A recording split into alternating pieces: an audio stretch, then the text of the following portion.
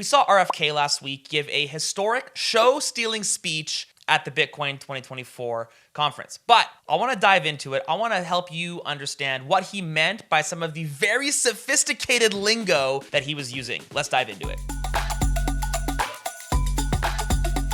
All right, so first things first, I want to approach this from the perspective that I am fairly neutral when it comes to politics. In fact, I think that politicians aren't that good for Bitcoin, and I think in general, most politicians are complete LARPs. They do not understand Bitcoin. They only use it for their political advantage. However, the speech last week given by RFK blew my mind. I was lucky enough to be in the crowd and watching. Let's watch it together. I want to attack this from the perspective of an experienced Bitcoiner who is skeptical about politicians. Hello, Bitcoiners. Since last year in Miami, I've been meeting with leaders and thinkers from this community.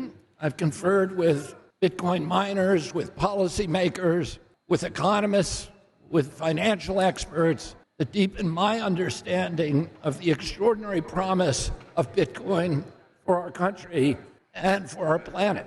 I really love how he took that from just for the USA and made it worldwide. Bitcoin, of course, is borderless. It is borderless money, and there's no need to restrict this just to different arbitrary geographical borders. After all I've learned, I intend, as President of the United States, to sign an executive order on day one, directing the Department of Justice and the U.S. Marshals to transfer the approximately 200,000 Bitcoin held by the U.S. government to the United States Treasury, where it will be held as a strategic asset. That is Bitcoin that they stole. It's like, I thought this opening was strong, moving it as strategic asset, but basically it felt very, very bad to me that the US government promised to keep all of the Bitcoin that they steal. And I think the problem that we have in society here is that we expect the governments to keep us safe, but we also let them tell us what keeps us safe. I will sign another executive order directing the US Treasury to purchase 550 Bitcoin daily until the U.S. has built a reserve of at least 4 million Bitcoins. Out of hand, 4 million, just for context here, at 550 Bitcoins a day, 365 days a year, it would take almost 20 years to buy that much Bitcoin. 20 years of a sovereign nation. This is obviously just a giant LARP, a giant, I want to own 1/5 of all total Bitcoin. But it was a big dick swinging moment for RFK because he completely forced Trump's hand in this moment. He knows that Trump cannot even come close to promising anything like that. And this was the start of the swing for RFK in the room. And a position of dominance that no other country will be able to usurp.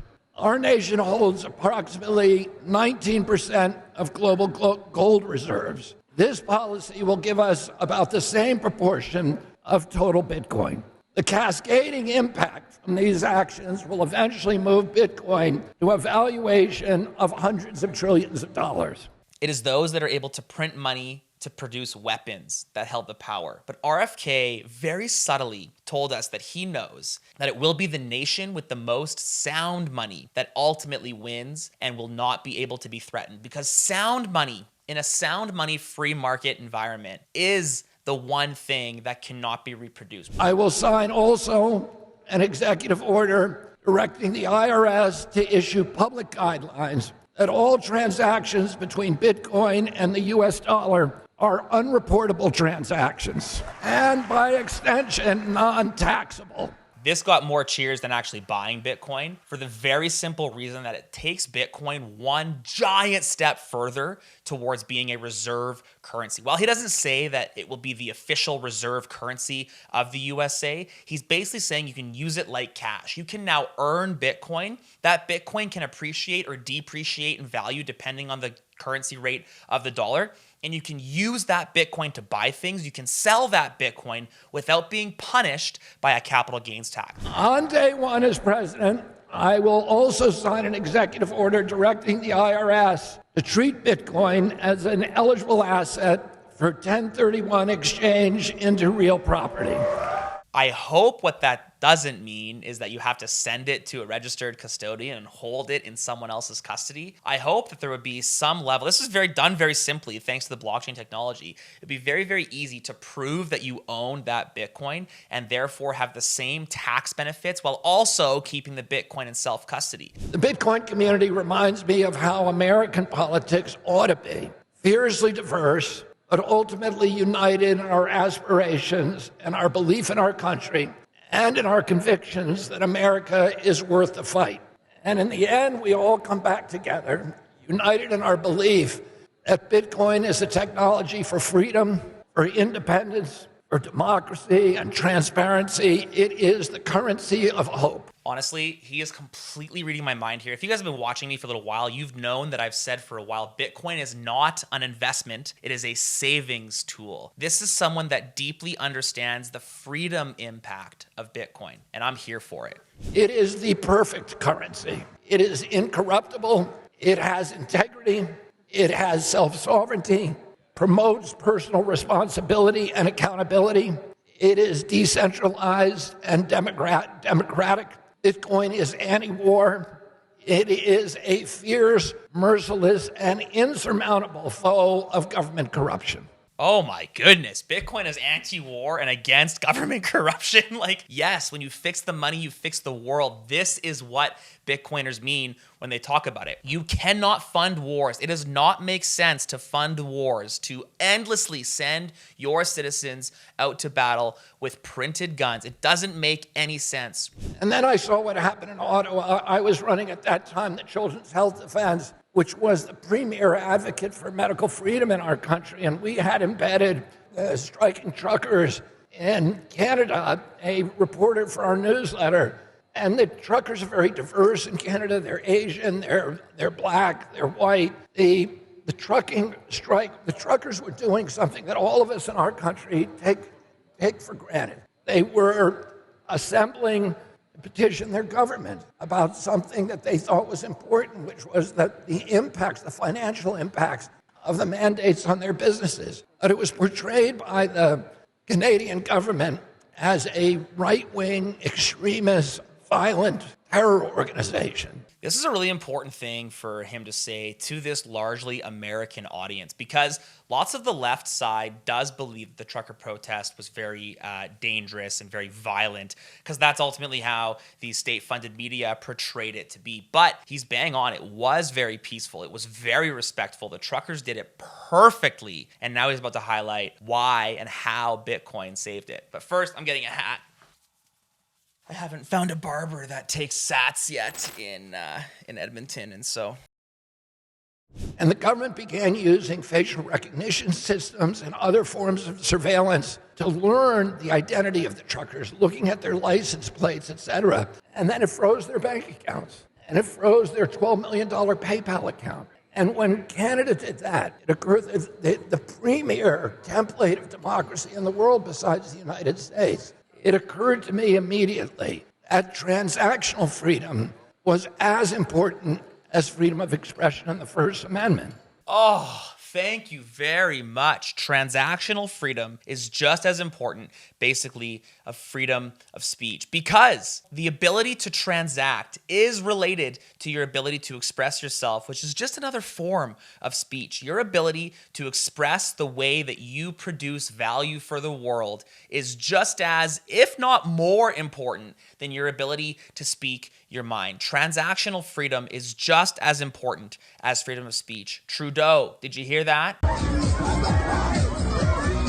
Because if the government has the capacity, none of these truckers were charged with a crime, much less convicted.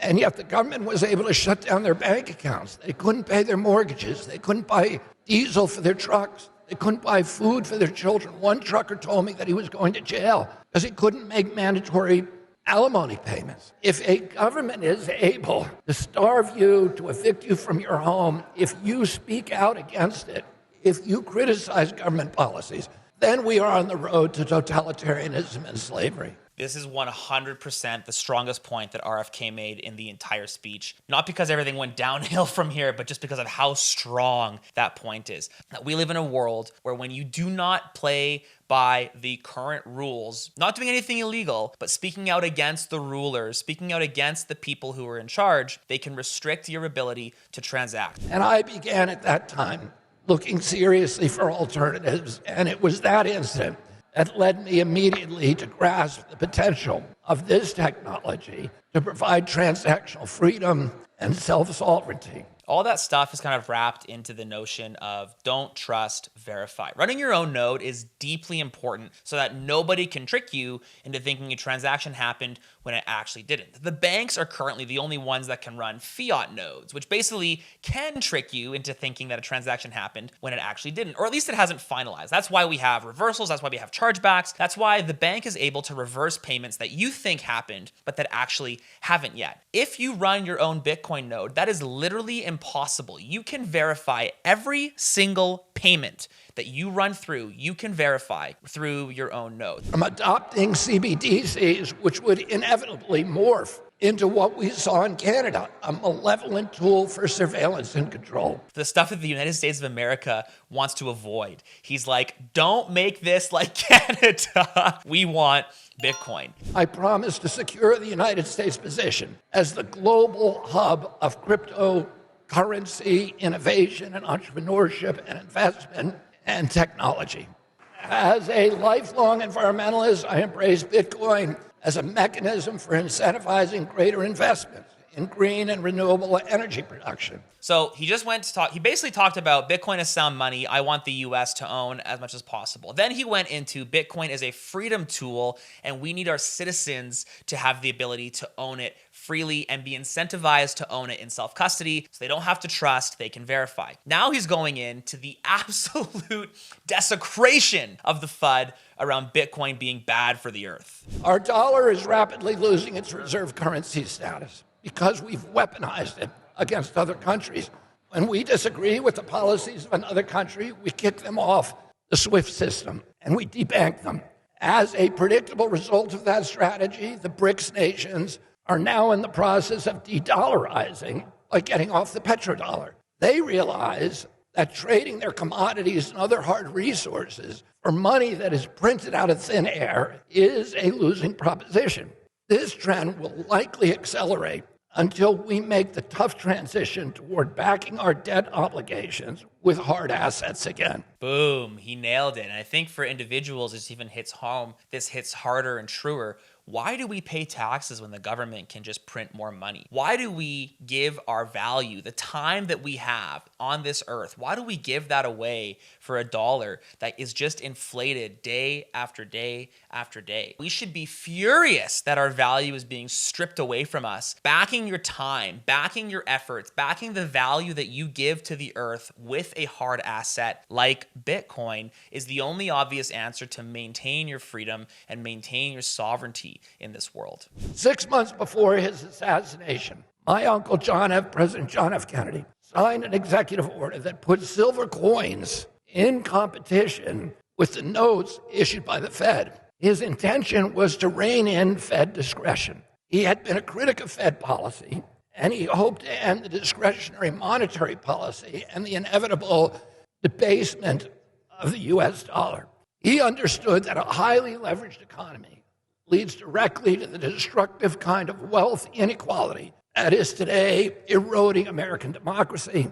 Notably, after my uncle's assassination, the government immediately stopped issuing those silver coins and power returned to the Fed. He just insinuated something really interesting there. He said that his uncle wanted to do the same thing. He wanted to back the dollar with a hard asset. 6 months later, he gets assassinated. Let's look at the Trump's timeline. 2 weeks before Trump's assassination attempt, he came out openly for the first time as a supporter of Bitcoin in self-custody. 2 weeks later, he's shot in the head. I don't think this is a coincidence. Now, tinfoil hat, you can say all the stuff you want. Ultimately, at the end of the day, he who controls the money controls the value of the society. He who controls the value of the society controls the society. Another important use of Bitcoin for America and the world is the one that is dearest to my heart, capturing carbon and incentivizing green energy production through Bitcoin mining. I served for 40 years as an environmental champion and for a decade as a partner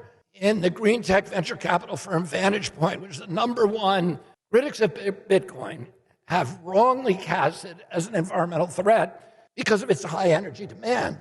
The opposite, of course, is true. Bitcoin miners are more sensitive to energy pricing than any other industry. This means that they can only survive in the marketplace by utilizing the cheapest energy, and that invariably means waste energy and surplus power. Bitcoin mining is also the ideal partner for renewable energy and variable power projects like wind and solar. He crushed it. He understands that Bitcoin miners actually are incentivized to invest in making energy abundant and cheap, because with abundant and cheap energy, Bitcoin miners have lower costs, which gives them more profit. This is how the free market is designed to work. In a world where energy innovation is subsidized by government, you are beholden to the government. You are required for your dollar to be devalued or you're required for your taxes to go up in order to actually have energy innovation. But if we leave that energy innovation to the entrepreneurs, the ones that are actually monetarily and directly incentivized to have cheap, abundant power, we all win. President Nixon took us off the gold standard in 1971 to finance the Vietnam War. Since then, the dollar's purchasing power has been in precipitous decline, eroding savings and earnings of everyday Americans. In the absence of a gold standard, there is no way to prevent savings from confiscation through inflation. Inflation, as we all know, is theft, and it's almost always theft from the poor. The Fed has engineered an uber-efficient money printing machine to perpetrate the systematic robbery. Yeah, and this is how fiat money really ruins the world. And you can kind of like extrapolate this out into the extreme scenario, but we all see how money printing has affected us on the micro. But it really all makes sense when you think about the big macro compounding decisions. If you used to be able to afford a home out, or at least live on your own because groceries, energy, and a roof were fairly affordable, you could do that off of a lower entry-level job. The second you move out, you get more mature. That helps you grow in your job. That helps the world prosper because you and many millions others like you are simultaneously maturing faster. But when we live at home, we don't mature as fast. When we don't mature as fast, I mean, we're seeing it. We laugh about it online all the time. I laugh about it on this channel all the time about how dumb some people can be in the real world. That lack of maturity decreases the quality of work. When you decrease the quality of work, you decrease the quality of production. When you decrease the quality of production, you decrease the quality of life. And as a result, we've got a world that is unaffordable, that produces less qualified, less mature individuals, that ultimately has another negative compounding effect. Break the money, break the world. Fix the money, fix the world. At the end of the day, I have two major questions for you. First, do you agree? I am so far deep into a Bitcoin book, Bitcoin community echo chamber that I truly cannot see any viable opposition to the things that he said and the things that we've discussed here today. But the second one, what does it mean when a presidential candidate talks like this? What if we had a competent president saying opposite things? Would that change your view in Bitcoin? And because we have a competent presidential candidate saying these things, does this or should this bolster your view in Bitcoin? This has not changed my view on Bitcoin at all. In fact, I've been saying lots of these things for nearly a decade. My wife was with me watching this speech, and after the speech, she looked at me and she said, "How good does it feel to have a presidential candidate validate the things that you've been talking about, screaming about? That's all you've been saying for the last 10 years. Subscribe to the channel, comment down below, like the video, do all the things, share it with your friends. If you agree with me, tell me. If you disagree with me, let's debate about it. Let's figure it out together, make the world abundant, live in prosperity, and stay sovereign."